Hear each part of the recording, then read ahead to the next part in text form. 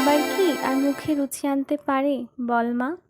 হ্যাঁ, ঠিক এই কথাটাই বাবা আমাকে বলেছিল। তাই আজকে ভেবেছি বাবার কাছে দেখা করার আগে বাবার জন্য কিছু খাবার নিয়ে যাব, যেগুলো বাবার খুব প্রিয়। ছোটবেলা থেকেই দেখেছি বাবা সবসময় পরিপাটিভাবে খেতে পছন্দ করেন। আমার বাবা কিন্তু খেতে খুব পছন্দ করেন, কিন্তু আমার বাবা কখনোই অতিরিক্ত খাবার কখনোই খান না।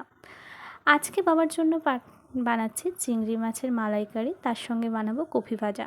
এখানে অনেকেই কমেন্ট করে বলবে যে তোমার বাবা অসুস্থ, তুমি কি করে এই খাবারগুলো দিচ্ছ? তাদেরকে বলি, আমি যখন রান্না করি আমি সমস্ত কিছু ভেবে এবং মানুষের সব দিক দেখে তবেই আমি রান্নাটা করি, যাতে তার হেলথের কোনো ক্ষতি না হয়।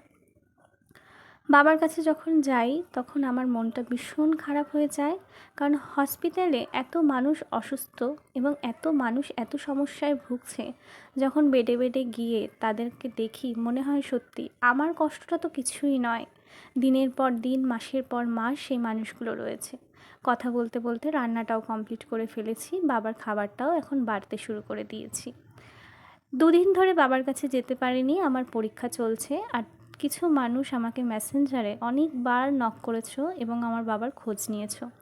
এটা দেখে খুব ভালো লাগলো। যারা আমার দূরের মানুষ, যারা কখনো আমাকে চেনেনি না, কোনো সম্পর্ক তাদের সাথে নেই, কিন্তু তারা আমাকে মেসেঞ্জারে মেসেজ করে আমার বাবার খোঁজ নিচ্ছে। তাদেরকে অনেক ধন্যবাদ যে তোমরা আমার কাছের মানুষ হয়ে আমাকে পাশে থেকেছো এবং আমাকে দূর থেকেও এত ভালোবাসা দিয়েছো। বাবার কাছে যখন গেছি তখন গিয়ে দেখি বাবা বেডের মধ্যে বসে আছেন, আর চারিদিকে দেখি তখন বৃষ্টির পরিবেশ। বাবাকে দেখে বাবাকে যখন খাবারটা দিলাম হাতে, বাবা তো ভীষণ খুশি, এতদিন পর তার মুখ বদল হচ্ছে।